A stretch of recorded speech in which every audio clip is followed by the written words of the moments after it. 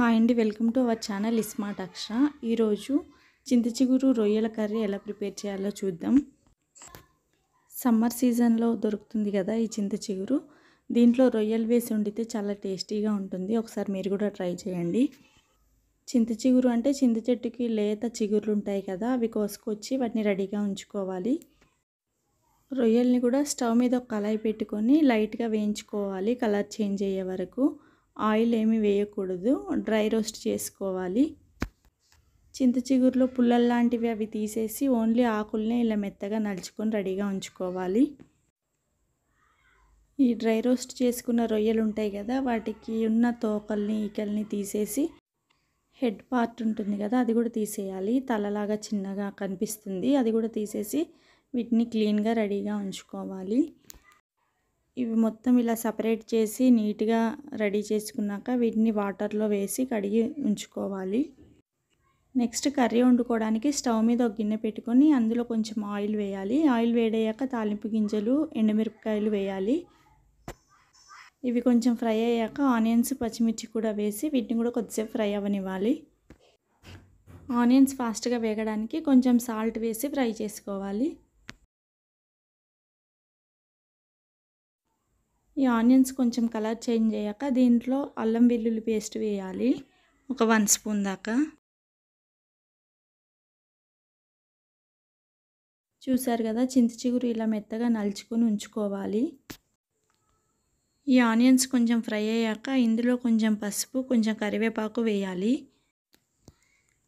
ఈ ఆనియన్స్ కంప్లీట్గా ఫ్రై అయ్యే వరకు వెయిట్ చేసి ఇవి ఫ్రై అయ్యాక ఇందులో రెడీగా ఉంచుకున్న రొయ్యలు ఉంటాయి కదా, వాటిని కడిగి ఇందులో వేసుకోవాలి.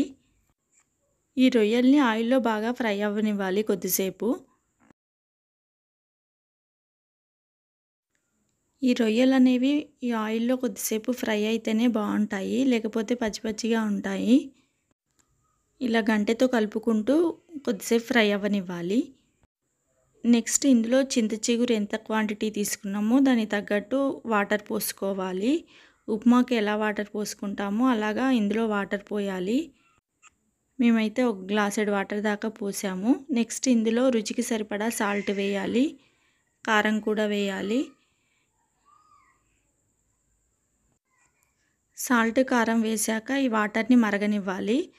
ఉప్మాకి ఎలాగైతే ఎసరు కెర్లుతూ ఉంటుందో అలా ఈ వాటర్ కూడా మరుగుతున్నప్పుడు ఇందులో చింత చిగురు వేయాలి. కొంచెం కొంచెం వేసుకుంటూ కలుపుకుంటూ ఉండాలి. ఉప్మా రవ్వ ఎలా వేస్తూ కలుపుకుంటూ ఉంటామో గంటెతో, అలా చింత చిగురు వేసుకుంటూ ఇంకో చేత్తో కలుపుకుంటూ ఉండాలి.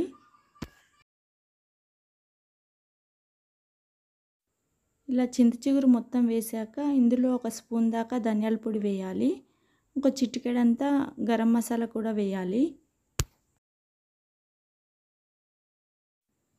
వీటన్నిటిని ఒకసారి బాగా మిక్స్ చేసి పైన మూత పెట్టి ఒక 2 మినిట్స్ దాకా ఉడకనివ్వాలి. ఒక 2-3 మినిట్స్ తర్వాత మూత తీసి చూస్తే ఇలా ఉడికిపోయింది. ఇంకొంచెం దగ్గర పడనివ్వాలి. ఇది లిక్విడ్ లాగా ఉంది కదా, ఇలా కాకుండా ఇంకొంచెం దగ్గర పడితే బాగుంటుంది. మళ్ళీ మూత పెట్టి ఇంకో 2 మినిట్స్ దాకా ఉడకనివ్వాలి. అంతే అండి, ఈజీ అండ్ టేస్టీ చింత చిగురు రొయ్యల కూర రెడీ అయిపోయింది. ఒకసారి మీరు కూడా ట్రై చేసి ఎలా వచ్చిందో కామెంట్ చేయండి. ఈ వీడియో కనుక మీకు నచ్చినట్టయితే లైక్ చేయండి, షేర్ చేయండి, సబ్స్క్రైబ్ చేయండి, పక్కనున్న బెల్ ఐకాన్ని క్లిక్ చేయండి. Thanks for watching. Bye bye.